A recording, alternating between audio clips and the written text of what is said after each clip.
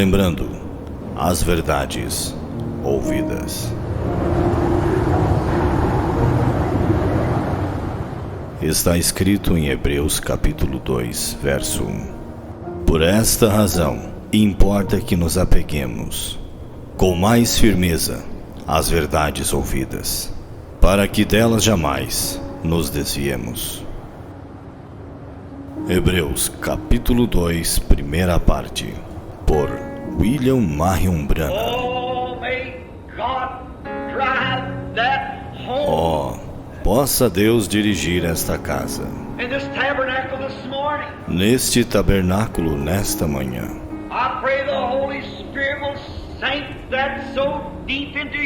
Eu oro para que o Espírito Santo grave isto profundamente em nossos corações.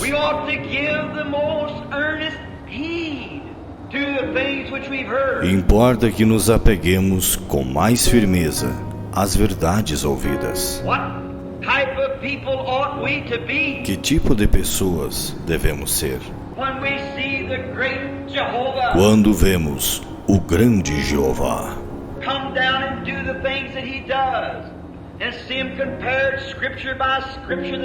descer e fazer as coisas que ele faz e vê-las comparadas, escrituras por escrituras, que elas são a verdade?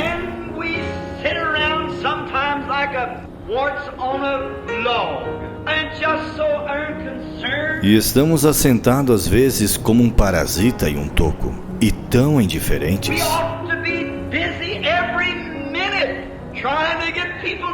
Devemos estar ocupados a cada minuto, tentando levar pessoas a Cristo. Devemos ser rochas vivas.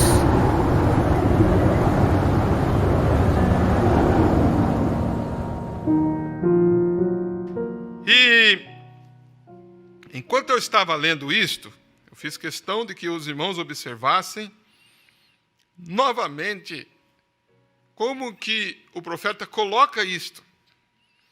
Como que estamos no fim, como que estamos nos pés da estátua. Porém, nós vimos que neste sonho ele mostrou uma pedra. A pedra é revelação, amém? Que esta pedra, que é Cristo, ela deu no pé da estátua. E o que fez com a estátua, irmãos? Esmiuçou toda a estátua. Acabou com todos esses 4 reinos. E ficou sem reino? Não. Levantou-se um reino que não pode jamais ser abalado. Um reino que acabou com todos estes reinos. Você está grato a Deus de saber disto? Amém? Está grato a Deus de saber disto?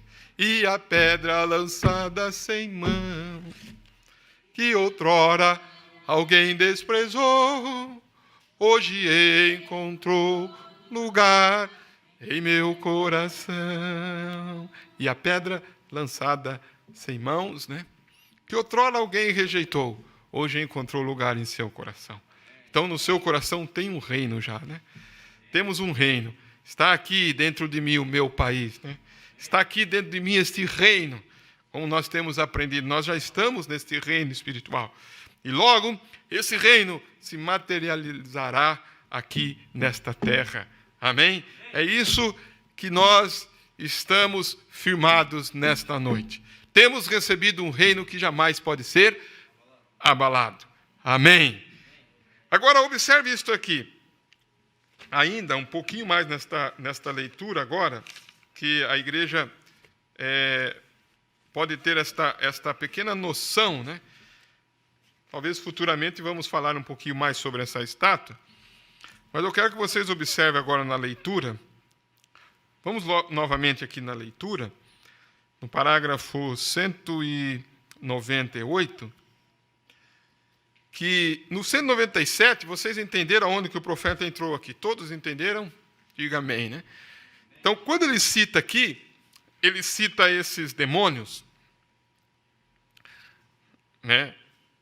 ali, sobrenaturais, sob o apoio dessas Nações Unidas, esses grupos unidos de leste a oeste. Porém, nós vimos aqui que são espíritos religiosos, exatamente como o pé direito. da estátua, não se mistura. Nós vimos aqui, mostramos esses dois presidentes, o ferro, amém? E o barro. Por que mostrando, né? Mostramos o ferro, né? E o barro. Esses dois presidentes aqui, e se encontraram nesta reunião. Nós falamos sobre isso no culto passado. Por que isso aqui? Para nós, qual que é a importância de vermos isto aqui? Para você nesta noite, irmãos, qual que é a importância de você ver isto? É saber que estamos aonde? Na cabeça da estátua ou nos pés da estátua? Então, quando falar assim, estamos nos pés da estátua, o que quer dizer isso para nós que chegamos o quê? Ao fim. Amém? Chegamos ao fim. Então, vamos dizer, espiritualmente falando, irmãos, espiritualmente falando, nós já temos um reino em nosso coração, em nossa alma. Já está estabelecido esse reino em nossa alma. Amém? Naturalmente falando, esse reino será estabelecido aqui na terra. Quando? Quando ele for filho de Davi, aonde? No milênio. Amém, irmãos? No milênio. Agora observe isto aqui. Então, no 198, o profeta diz o quê? Mas graças a Deus, a pequena noiva se aprontou. Não falta muito. Amém? Somente mantenham-se firmes. Não vai demorar. Eu não sei quanto tempo, não sei quando, ninguém o sabe, mas sabemos que está perto agora. Por que ele está dizendo isso? Porque estamos nos pés da estátua. Então, por isso que o tempo dos gentios está terminando. Agora observe a igreja. Observe a igreja. Observe isto. Natural. O que isto fez àqueles judeus? O que esses demônios, esses 200 milhões de demônios soltos, fizeram àqueles judeus? Olha o que eles fizeram àqueles judeus. Naturalmente falando, irmãos. Olha o estrago que eles fizeram, naturalmente falando. Nós lemos aqui, irmãos,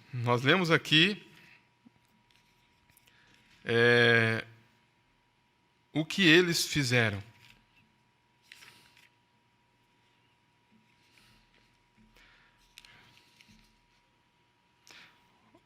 Esses 200 milhões de demônios soltos no parágrafo 175. No natural. Sabe por que às vezes eu volto um pouquinho, irmãos? No natural, o que eles fizeram lá? Eles injetaram bolhas. Aqueles judeus, no 175, olha o que eles fizeram quando eles foram soltos contra os judeus. Quando eles o queimaram, eles o crucificaram, eles injetaram bolhas em suas veias, eles os mataram, até que eles não tinham mais gás com que matá-los, eles o fuzilaram, até que eles não tinham mais balas com que fuzilá-los, eles fizeram tudo o que puderam, eles cremaram seus corpos e tudo, e os penduraram em cercas, crianças e tudo, pessoas inocentes, porque eles eram judias, eles foram tratadas desse jeito, mas Deus disse que Ele lhes deu a cada um uma veste, indignos como eles eram, mas sua graça para cegá-los de modo que nós pudéssemos ver. Nós cantamos esta graça nesta noite. Então, quando chega no parágrafo 199, porque a sequência que eu estou lendo, irmãos, eu estou dando algumas... nós estamos vendo cada citação e dando alguma ênfase para que você entenda perfeitamente o que o profeta está dizendo. Agora ele começa a falar, olha o que esses demônios fizeram no natural. O que isto fez àqueles judeus? Aquele era um povo que se aferrava às leis de Deus. Um povo que se aferrava à lei de Deus. Não importava quantas igrejas se levantassem. E o que mais? Eles estavam cegados para Cristo. E se aferravam à lei. E Deus lhes deu vestes a cada um deles, porque eles caíram sendo martirizados. Estão vendo? Eles foram cegados para o nosso bem. Então, por que tudo aquilo que aconteceu? O profeta diz, eles estavam o quê, irmãos? Cegados? Eles estavam cegos. Mas nós vimos aqui, irmãos, que eles foram cegados. Lembra que nós citamos aqui certa vez a diferença entre a cegueira dos judeus e a cegueira dos gentios? Vocês lembram? Quantos lembram? A diferença da cegueira dos judeus e a cegueira dos gentios. Dos judeus eles foram cegados. Dos gentios, qual que é a diferença? Eles se fazem, eles se fazem cegos. Não que foram feridos, né? Eu creio que deve ter anotado aí o parágrafo, né, nas citações nossas aí, deve ter alguma coisa aí que as meninas sempre estão anotando aí. Essa diferença. Agora observe isso aqui, no parágrafo 200. Aqui agora, a igreja, aí ele fala, aqui, nesses dias, a igreja, que não conhece nada senão o quê? A Bíblia. Não importa o sistema eclesiástico, denominação, eles não conhecem nada acerca disto. Isso tudo é estranho para eles. Eles o conhecem, quer dizer, conhece a quem? A Cristo. E a Ele somente. Muito importante, né? Muito importante você observar como o profeta vai caminhando dentro da meditação desses assuntos. Eu peço que a igreja, que os irmãos possam acompanhar cada assunto conforme está sendo colocado, né? Poderia colocar o título, né, do culto passado, né? Alguma coisa sobre essa estátua. Esse que nós estamos falando sobre a estátua novamente, os pés da estátua. E quando meditamos nisso, cada porção que você vai meditar, aos pés da estátua, e vendo esses demônios, que trabalhou do natural lá, agora de uma maneira eclesiástica. Demônios sobrenaturais, demônios invisíveis. Aí o profeta diz, lá, ele trabalhou contra aqueles judeus, eles estavam cegados no natural.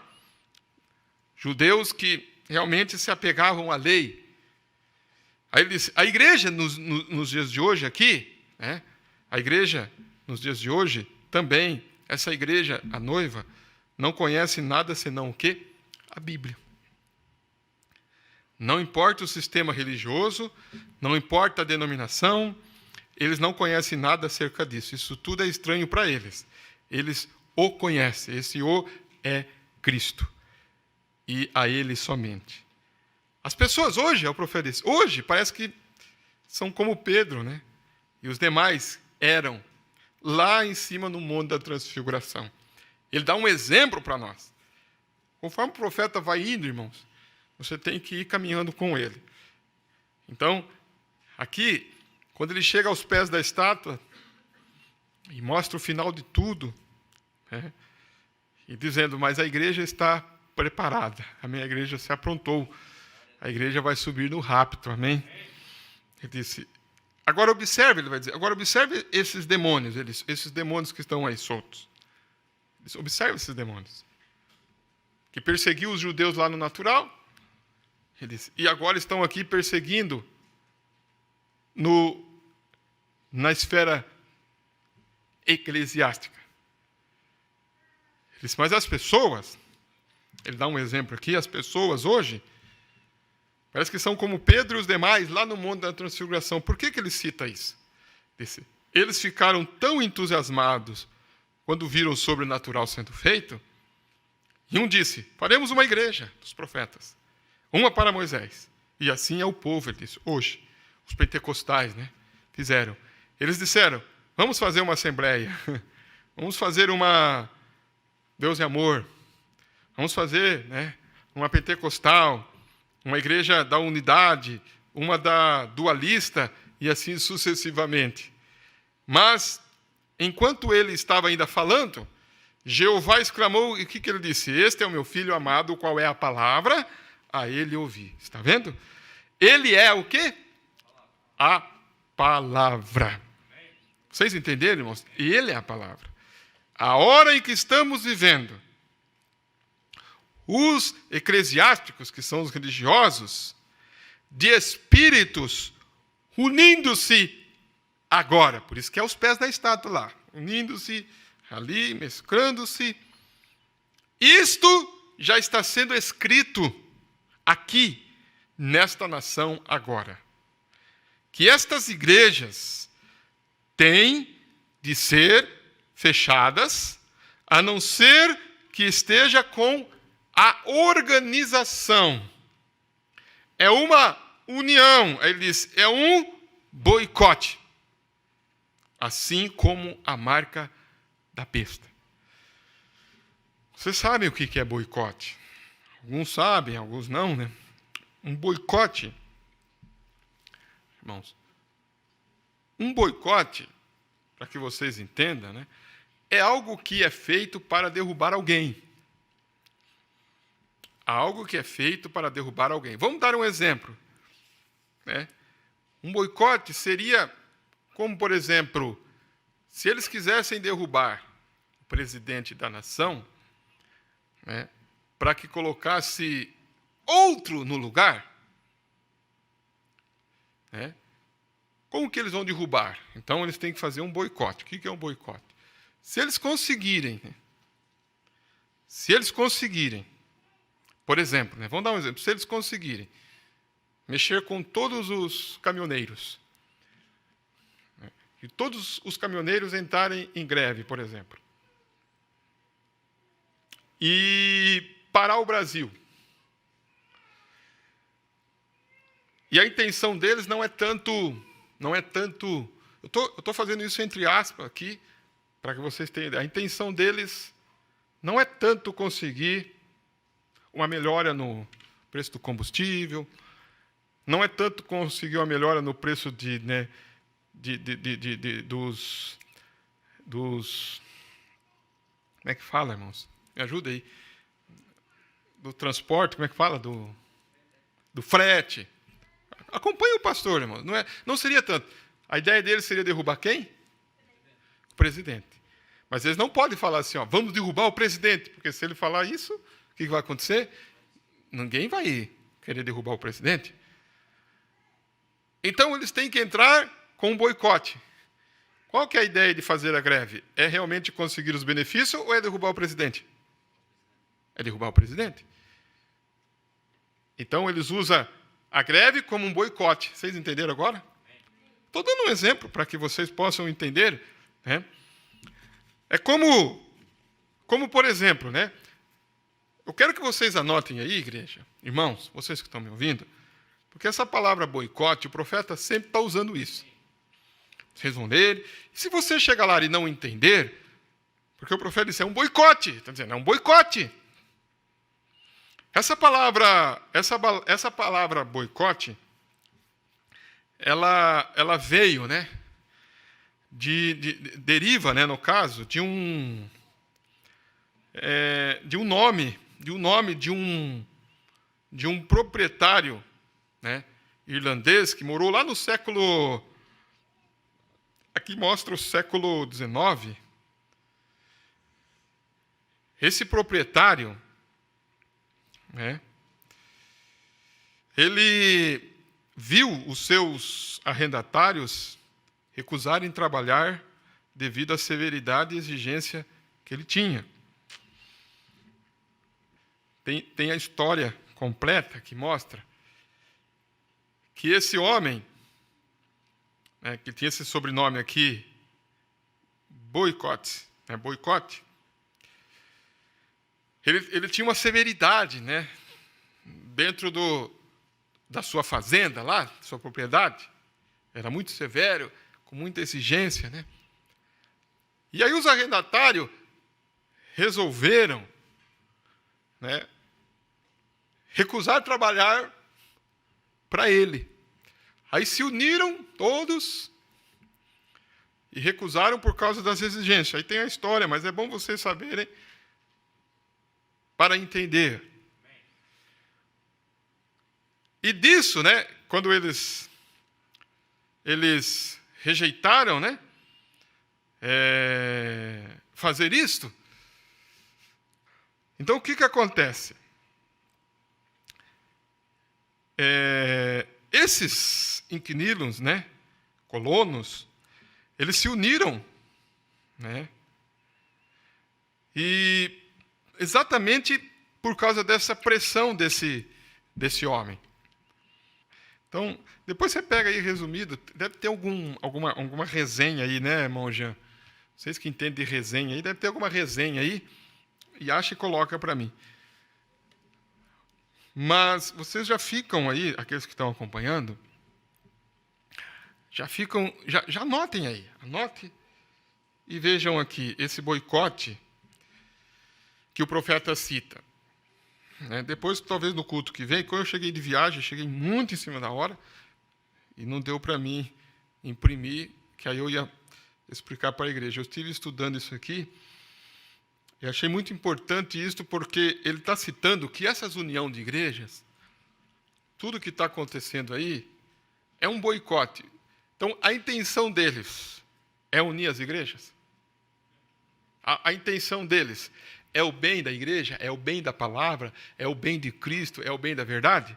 Não. A intenção deles é atacar a verdade. As pessoas estão vendo isso? Não. Por isso que o profeta cita que é o quê? É um boicote. Entendendo? É um boicote. E o profeta cita, é uma união, é um boicote, assim como a marca da besta. Há muito tempo nós estamos falando sobre a ideologia de gênero, né? Então, recentemente agora, quando o presidente dos Estados Unidos assumiu a presidência ali, uma das coisas que ele fez foi fazer um decreto sobre isso, fazendo decreto, autorizando, e dando, está para ser aprovado, tudo, mas já está ali, dizendo, resumidamente, nós já vimos sobre isso, até mesmo que agora não vai existir mais lá, não vai ter mais esse termo assim, masculino e feminino. Não vai ter mais banheiro masculino e banheiro feminino. Ele assinou, ele está lá, ele pôs esse decreto, não vai ter mais assim escrito, banheiro masculino e banheiro feminino. Vai ser como se fosse assim, unissex. Tá, quem vai frequentar esses banheiros? Então, a pessoa que se sentir, por exemplo, a mulher que se sentir que ela nasceu homem, porém com o corpo de mulher, ela pode frequentar qual banheiro? Qual banheiro ela pode frequentar? O masculino. Aí está lá o homem, usando o banheiro masculino de homem, e entra uma mulher. Você não pode falar nada? Por quê? Ali está, para eles, Para eles está um homem com o corpo do quê? De mulher. E o homem? E a mulher com o corpo de homem? A mulher com o corpo... Não, a mulher com o corpo de homem entra no banheiro masculino. O homem com o corpo do quê? De mulher entra no banheiro feminino. Aí tá as mulheres lá no banheiro feminino, entra um homem lá. Não pode falar nada? Por que não pode falar nada? Porque é uma mulher com o corpo o quê? Masculino. E nos jogos, ele também colocou nos jogos o quê? Que um homem, uma mulher, no corpo de homem, vai poder participar de jogos femininos. Porque ela é mulher, feminina, ela só está com o corpo de homem. Então, ela vai poder participar de onde? Dos jogos. Aí alguém deu o exemplo, já imaginou? Um pugilista. As mulheres que lutam luta livre, sabe ou não? Aí vai lutar com uma mulher que tem um corpo de homem? O que vai dar? Vocês estão entendendo, irmãos? Tá, igreja, mas nós estamos falando aqui, você fala, mas tudo isso está sendo apoiado por quem isso? Você viu ali que o profeta disse? está sendo apoiado pelas Nações Unidas. Nós estamos no pé da estátua. Está sendo apoiado por Roma. Roma imperial ou Roma pagã? Roma pagã. Olha o que o Papa já fez. Olha o que o Papa já está fazendo.